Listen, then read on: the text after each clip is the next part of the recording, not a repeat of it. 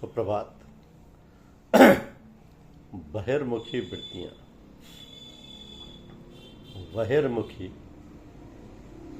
वृत्तियाँ।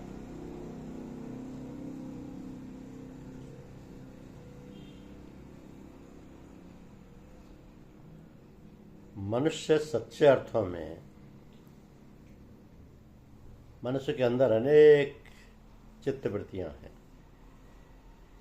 और वो सब बहिर्मुखी हैं, अर्थात उनका सारा झुकाव बाहर की ओर, संसार की ओर, विषयों की ओर है और वो उन्हीं के जाल में फंसा हुआ है।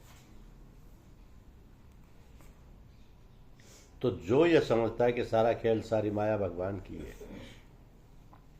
और भगवान ही सब कुछ करता धरता है, तो वो बच निकलता है। इन्हीं सब जंजाल और झंझटों से बचने के लिए महर्षि पतंजलि ने कहा है कि योग चित्त वृत्ति निरोध है, अर्थात चित्त की वृत्तियों का निरोध ही योग है। योग से चित्त की वृत्तियों का निरोध होता है। योग दर्शन बहुत विशद है और वो साधारण व्यक्तियों की समझ से परे है। अब सीधी सीधी बात तो यह है कि हम अपनी बहिर्मुखी वृत्तियों को अंतर्मुखी कर लें, सारी वृत्तियों को समेटकर अंतर में ले आए। अंतर में क्या है? अंतर में भगवान का निवास है। भगवान का अंश रूप ही आत्मा है। तो हमें अपने स्वरूप को प्राप्त करना है। चित्त की धार को जो बाहर को है उसको अंतर की ओर करना है। उलट धार इसी को कहते हैं। धारा को उल्टा तो राधा हो गया, तो धार को उलट कर अंतर में जो आत्मा परमात्मा का अंश है उसमें मिला देना।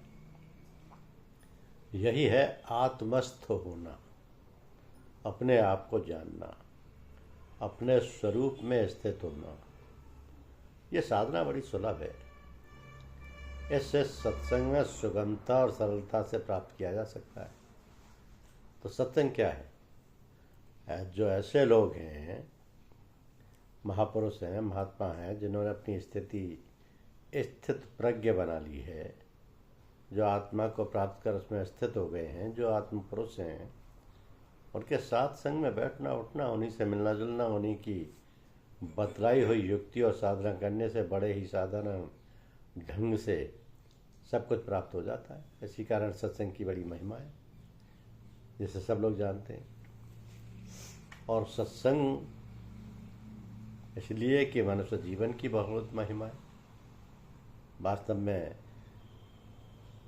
यह है भी बहुत महिमा में और गरिमा में, किंतु इसकी महत्ता और सत्ता की पहचान सभी मनुष्यों को नहीं होती है।